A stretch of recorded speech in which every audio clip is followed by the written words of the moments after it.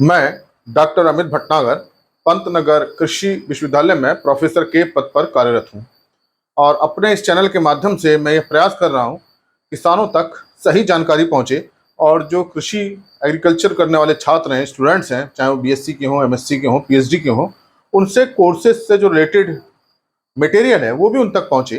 तो उसके लिए मैंने कई प्लेलिस्ट बनाई हैं, लेकिन किसान भाइयों के लिए मैंने प्लेलिस्ट बनाई है कृषि किसान, जिसमें मैं हिंदी में चर्चा करता हूँ।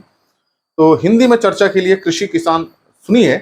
और इसमें मेरी प्रयास यही है कि किसानों को जो भ्रम है वो दूर हो और सही जानकारी मिले ताकि उसका लाभ ले सकें।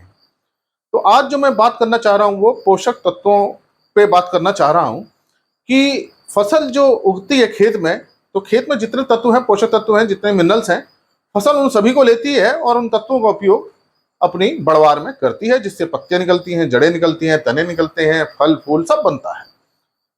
लेकिन इसमें से कुछ तत्व ऐसे हैं जिसके बिना पौधा अपना जीवन चक्र पूरा नहीं कर सकता है और इसकी एक की भी कमी हुई तो उसका असर फसल पर पड़ता है। तो ऐसे जो तत्व हैं कि जिनके बिना फसल हमारी पूरी नहीं हो सकती, वो 17 पोषक तत्व हैं। और आपको ये जानना जरूरी है कि ये 17 पोषक तत्व कौन कौन से हैं कि जो पौधे को चाहिए।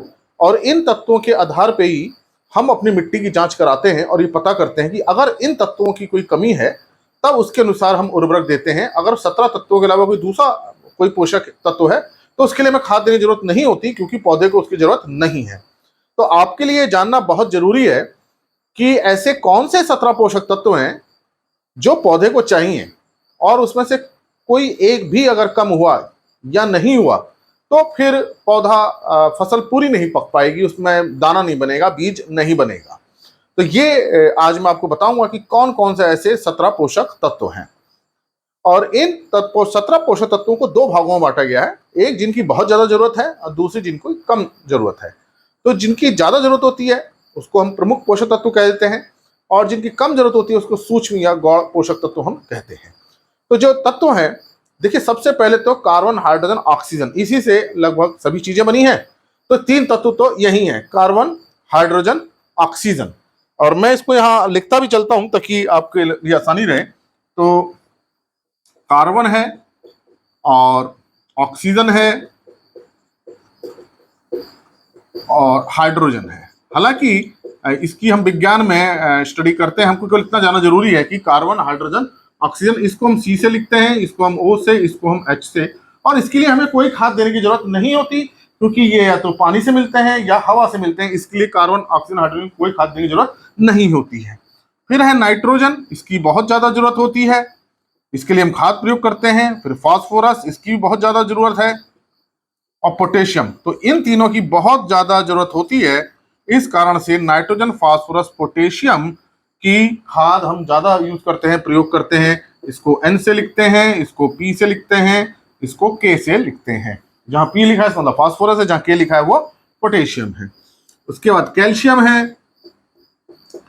कैल्शियम की जरूरत ज्यादा होती है, लेकिन जमीन के अंदर इतना होता है कि मिल जाता है। कैल्शियम है, मैग्नीशियम है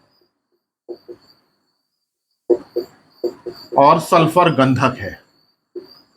ये तीन तत्व भी अच्छी मात्रा में चाहिए, लेकिन जमीन में होते हैं या हम फिर खाद के माध्यम से इसको दे देते हैं। तो कैल्शियम को हम Ca लिखते हैं, मैग्नीशियम को हम Mg लिखते हैं, सल्फर इसे गंधक भी कहते हैं, एस लिखते हैं। और ये जो सल्फर है, एस, तिलहनी फसलों के लिए बहुत जरूरी है, तेल बढ़ाने में बहुत सहायता करता है। तो तिलहनी फसलें जितनी भी, चाहे सरसों है, चाहे सूरजमुखी है, मूंगफली है, सोयाबीन है, इसमें इसका प्रयोग जरूर करना चाहिए। और फिर उसके बाद यहां तक तो जो होते हैं ये है प्रमुख पोषक तत्व जो मैंने लिख दिए हैं। ये 1, 2, 3, 4, 5, 6, 7, 8, 9, तो ये तो प्रमुख पोषक तत्व हैं। और इसके लिए हम ज्यादा रासायनिक उर्वरक प्रयोग करते हैं, और इनके लिए हम रासायनिक उर्वरक का प्रयोग नहीं करते। और कैल्शियम का प्रयोग तभी करते हैं जब जमीन में कम हो, मैग्नीशियम का तभी करते हैं, सल्फर का हम करते हैं खासतौर से तिलहनी फसलों में।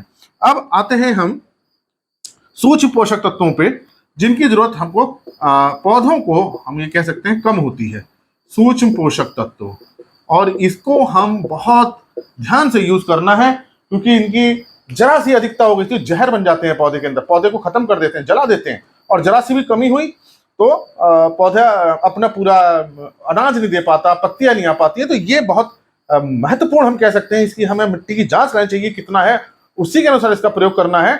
ऐसा नहीं है कि हमने अगर ये 3-4 किलो भी ज्यादा हो गए तो पौधे को जला देंगे। तो ये जो सूक्ष्म पोषक तत्व हैं, ये है हमारा लोहा है, लोह है, जिंक है, कॉपर है जिसे हम तांबा कहते हैं, और अंग्रेजी में भी लिखता चलता हूं मैं, लोहे को Fe कहते हैं, इसको Zn जिंक सल्फेट हम बहुत यूज करते हैं, लोहे में फेरस सल्फेट यूज करते हैं, इसको Cu कॉपर कहते हैं, इसका भी कॉपर सल्फेट यूज करते हैं।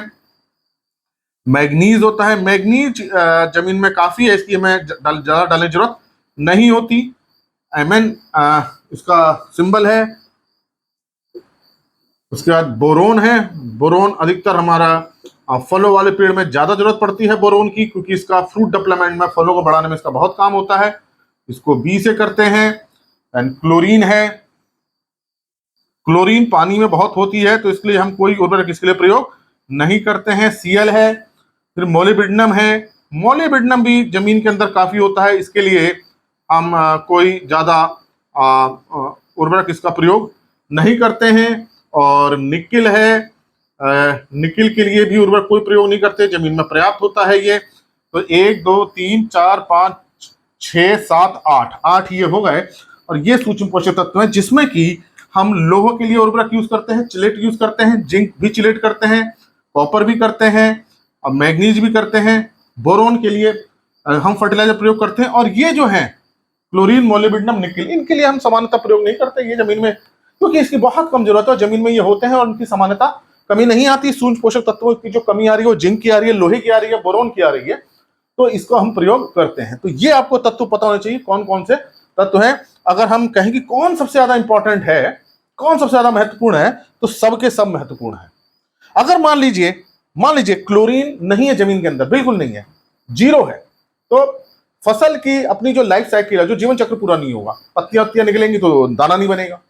मान लीजिए निकिल 0 हो जाए तो भी हो सकता है जड़ें निकले, पत्ते निकले, दाना नहीं बनेगा, अनाज नहीं आएगा, उसका जीवन चक्र पूरा नहीं होगा।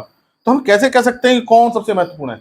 सभी महत्वपूर्ण है, सबकी हम महत्वपूर्णता देखें तो बराबर है। लेकिन अगर हम देखें मात्रा किसकी ज्यादा चाहिए, तो इनकी ज्यादा चाहिए और इनकी कम चाहिए। लेकिन है इंपॉर्टेंस अगर हम देखते हैं तो सब बराबर है। तो जो ये तत्व पर बड़ा ध्यान हमें इसलिए देना है क्योंकि इनकी जरा सी कमी पौधों को प्रभावित करती है, और जरा से ज्यादा हो जाए तो भी पौधों को खत्म कर देते हैं, जला देते हैं। इसलिए इनका ध्यान बहुत ध्यान से करना है इन उर्वरकों का प्रयोग। तो आज का मैं लेक्चर में यही बताना चाह रहा हूं आपको कि वो 17 तत्व कौन से हैं। यही है वो 17 तत्व, और ऊपर के 3 के लिए हम उर्वरक का प्रयोग नहीं करते हैं।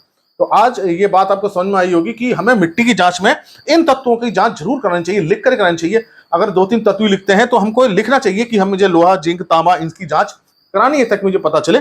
और ये क्लोरीन, मोलिब्डेनम, निकिल सामान्य जमीन में होते हैं, इनकी कमी सामान्यता नहीं होती है। इन्हीं की कमी आ रही है, लोहा, जिंक, तांबा, मैग्नीज, बोरोन की इनकी कमी अब देखी जा रही है।